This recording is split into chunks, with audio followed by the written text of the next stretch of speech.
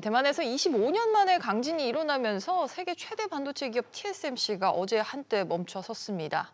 현재는 대부분 정상 가동 중인 것으로 알려졌습니다만 반도체 공정이 워낙 예민해서 작은 흔들림에도 상당히 멈출 수 있다는 게 걱정인데요. 이번 지진이 글로벌 공급망에는 어떤 영향을 미칠지 그 여파들 살펴보겠습니다. 오늘도 김대호 경제학 박사 모셨습니다. 박사님 안녕하세요. 네, 반갑습니다. 어제 강진이어서 이제 TSMC 생산 라인 직원들도 한때 대피를 하고 공장이 멈췄다고 해요.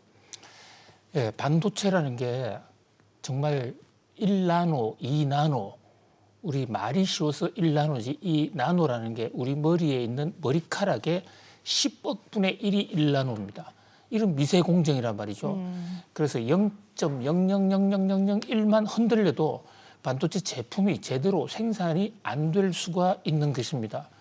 그런데 지진은 흔들리는 거잖아요. 흔들리면 아예 반도체 만드는 기계가 흔들리니까 당연히 생산을 제대로 할 수 없는 이런 상황이 야기됐고, 또 지금 컴퓨터 CG 그래픽에서 보시다시피 건물이 통째로 무너지고 있는 그런 상황. 그리고 지금도 여전히 아직 완전히 끝났다고 보기는 어렵거든요. 사실 대만의 이런 그 지진은 뭐 어제 오늘의 일은 아니고 일본보다도 오히려 빈도 면에서는 대만 지진이 더 잦아요. 일본과 대만은 사실 같은 지진의 불의 고리에 있기도 합니다. 그래서 1998년도 지진이 일어났을 때 대만 TSMC는 아예 일주일 동안 문을 완전히 닫고 있습니다. 지금도 TSMC는 정상 영업을 하는 게 아니고요. 회사 문을 열고 손상이 있는지 없는지 점검하는 이런 상태거든요. 그래서 이제 이 앞으로 여진이 어떻게 되느냐, 또 점검 결과 파장이 어떻게 되느냐에 따라서 TSMC를 비롯한 대만 반도체의 충격 여부는 아직도 변수다 이렇게 볼 수 있습니다. 아직도 온고잉하는 이슈다. 앞으로도 여파가 더 커질 수 있다 말씀을 해주셨는데 사실 이게 비단 대만의 이슈가 아니잖아요. TSMC가 이제 애플이나 엔비디아 반도체 칩을 공급하는 회사다 보니까 앞으로 좀 공급망 대란도 올 수가 있을까요? 그렇습니다. 이 반도체는요, 다른 어떤 산업보다도 국제적 분업이 완전히 돼 있거든요. 그러니까 반도체를 만드는 장비 회사 따로 있고, 또 반도체 만드는 회사 중에서는 기본적으로 핵심인 설계인데 설계하는 회사 따로 있고, 엔비디아 같은 회사는 반도체 설계 회사입니다. 설계를 해서 직접 생산은 하지 않아요. 그 생산은 TSMC 같은 파운드리 회사에 맡기거든요. 특히 지금 인공지능과 관련해서 엔비디아가 잘 나가고 있는데, 엔비디아의 GPU, 인공지능에 들어가는 반도체 전량을 대만의 TSMC에서 생산하고 있습니다. 그러면 지금 가뜩이나 엔비디아는 공급을 제대로 수요에 맞추지 못하고 있는 상황인데, 이번에 지진으로 TSMC가 공급을 제때 못한다면 그 충격은 엔비디아가 제일 먼저 받게 되고, 또 엔비디아가 제대로 공급 못하면 빅테크 회사들, 인공지능 회사들로까지 확산이 될 수 있다. 전 세계가 충격을 받을 수가 있습니다. 블룸버그 연구소 이름이 블룸버그 인텔리전스인데요.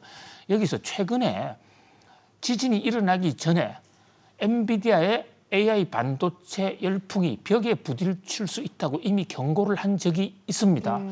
왜냐하면 TSMC가 마지막 지금 최첨단 패키징 공정 CoWoS라는 코오스인데, 여기서 GPU하고 한국 SK 하이닉스 등이 만들어내는 HBM도 연결을 하고 하나의 완성품으로 조립을 하는 거거든요. 그 공정이 병목 현상이 올 수 있다. 지금도 부족한데 만약에 지진의 후폭풍으로 생산 일정이 차질이 된다면 전 세계 반도체는 물론이고 인공지능에도 차질을 줄 수 있다.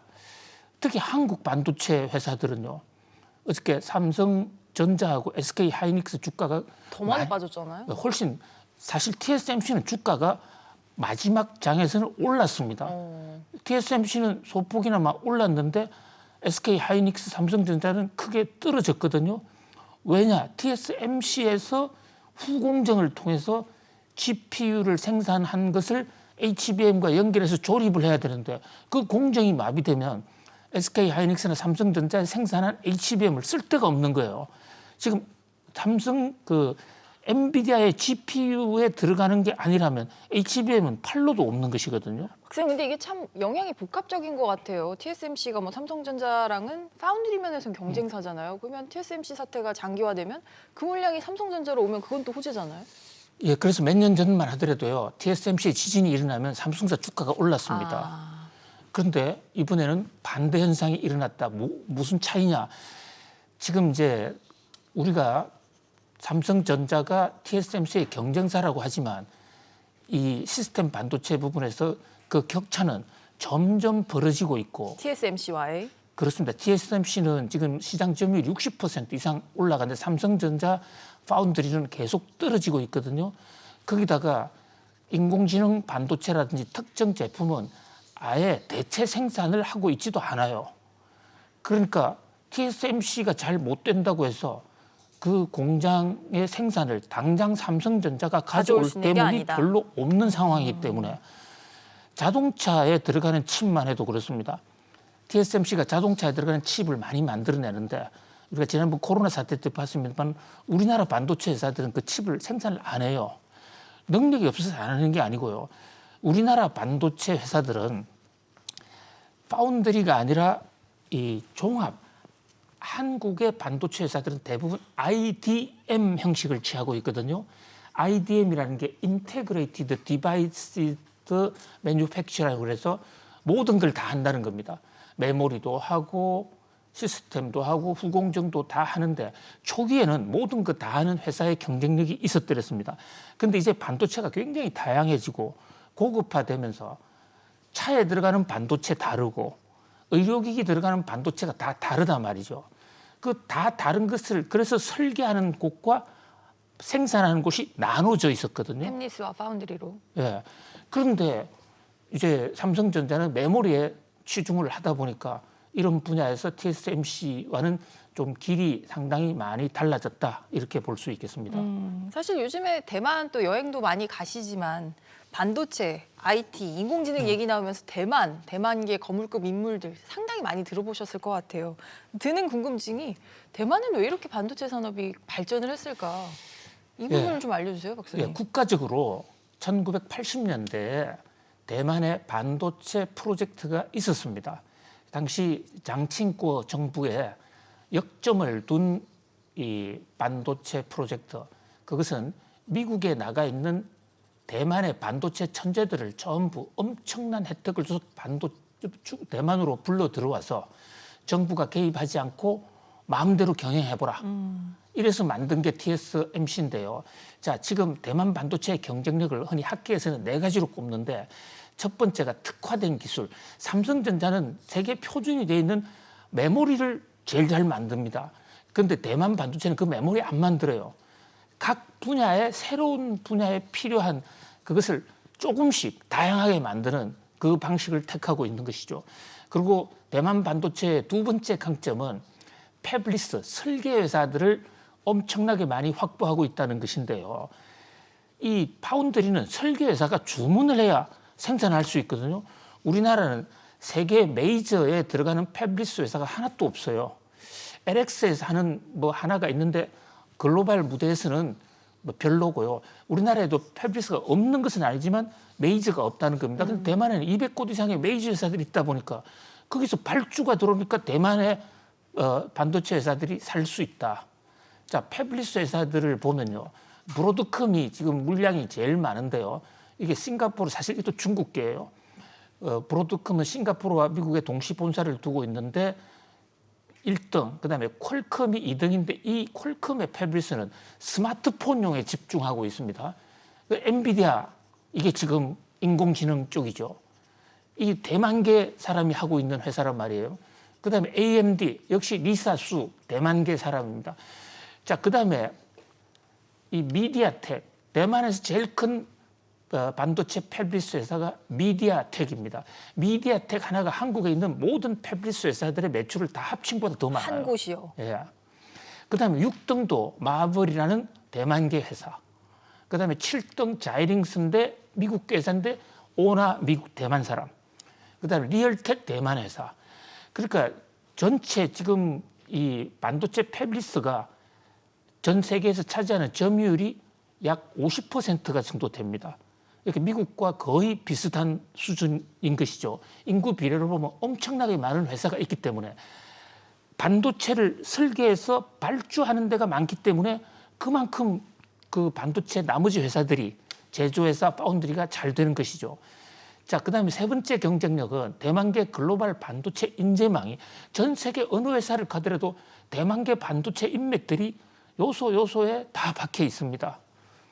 그다음에 이제 중국 대륙에도 엄청난 네트워크가 있고요. 중국 대륙에 있는 패블리스 회사들도 사실은 대만에서 커서 간 사람들이 많아요. 우선 대만계 글로벌 반도체 건물들을 보면요. 요즘 검은 가죽 장갑에 가죽 자켓이죠. 자켓의 사나이 젠선 황, 대만 타이난에서 태어난 사람입니다. 저 빅터 팽, 자일링스 이분이 바로 패블리스의 선두주자 하나지 않습니까? 리사 수, AMD CEO 이분은 젠슨 황과 오촌 친척.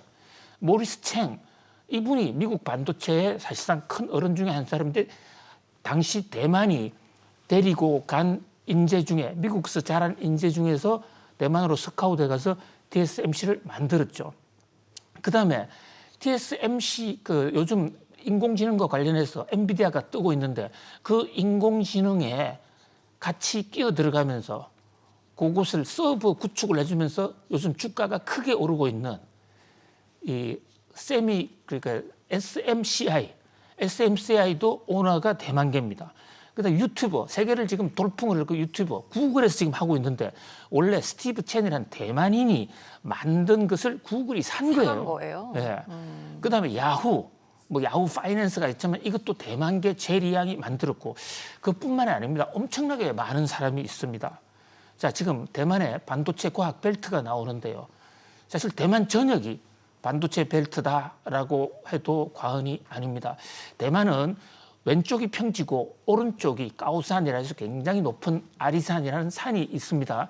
이번에 지진이 일어난 데가 동쪽이어서 일부 언론들은 반도체와 관계가 없다 이러는데 그렇지 않습니다. 화롄이라는 지역은 바로 이란 그 반도체 과학 벨트 바로 옆에 붙어 있습니다. 그러니까 신주 과학단지라든지 정에서의 이란은 바로 직격탄을 받는 것이죠. TSMC는 물론 여기에 없어요.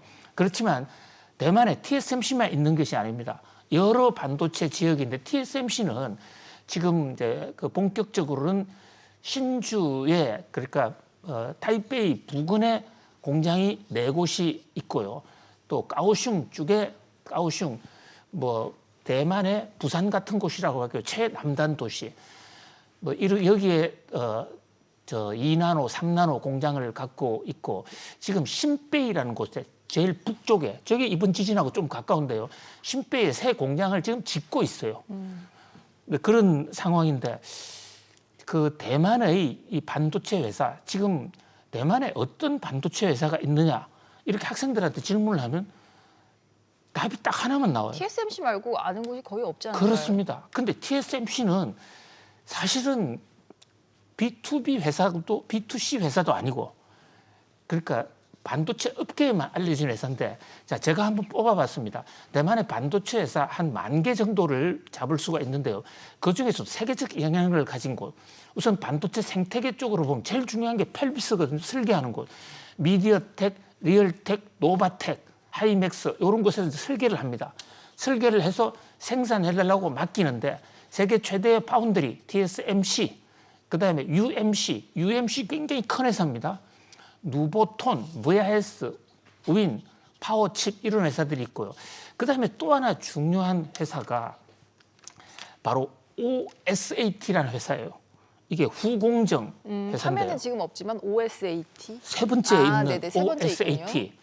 자, OSAT가 뭐냐면 아웃소스 세미컨덕터 어셈블리 앤드 테스트 외주를 주는 조립 및 검사 외부 반도체 시스템인데 반도체 우리가 만들어내면 웨이프를 만들어냅니다.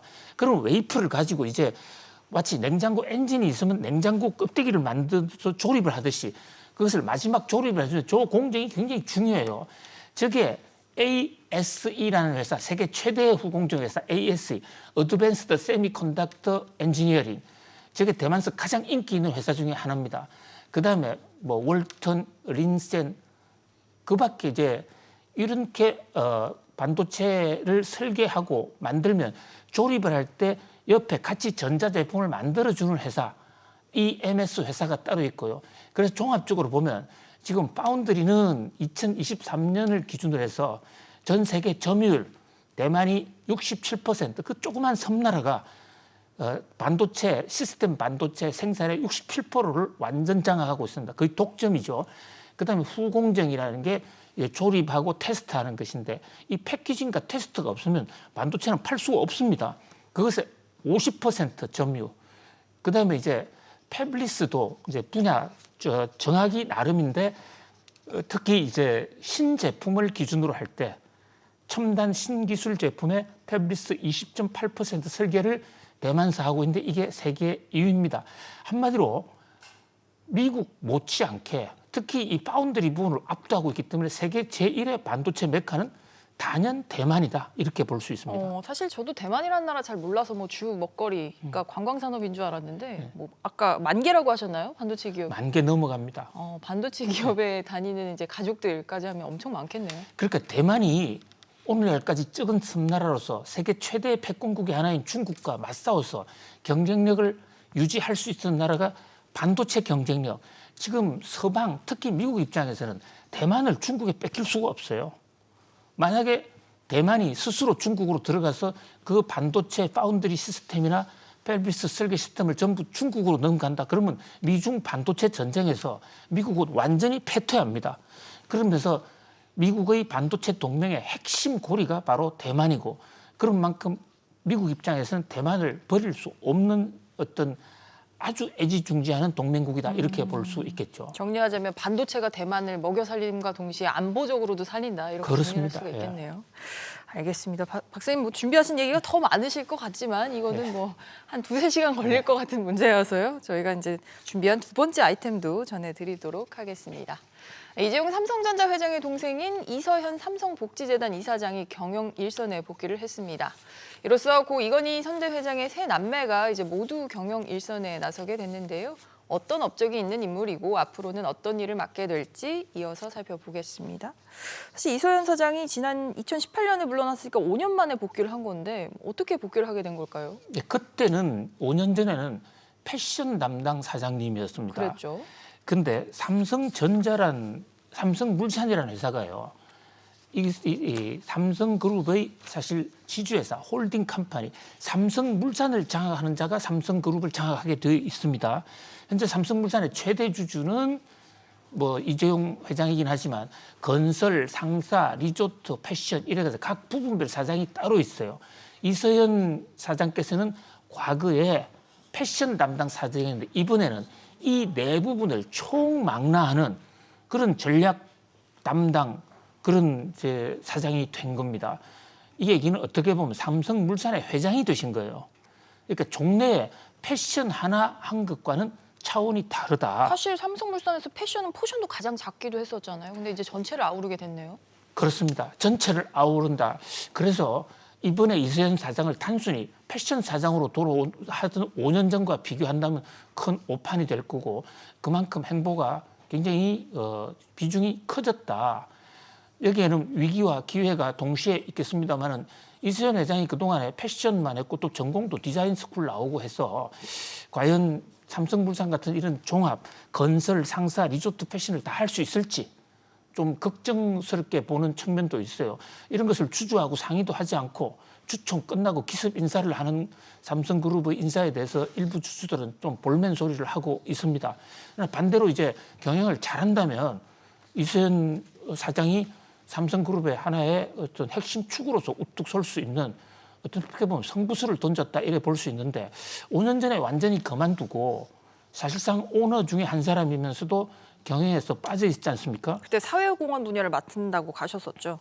예, 근데 그때 빠지게 된 것은 여러 가지 설이 있습니다만은 재계에서는 바로 남편인 김재열 그 사장께서 국회 청문회에 나와서 다시 국정농단 사건과 관련해서 본인이 의도했든 안 했든 국회에서의 발언, 우리 돈은 삼성전자하고 논의해서 국정농단 자금으로 준 것입니다라는 발언이, 그 발언 때문에 이재용 회장께서 엄청나게 법정에서 고통을 치렀어요.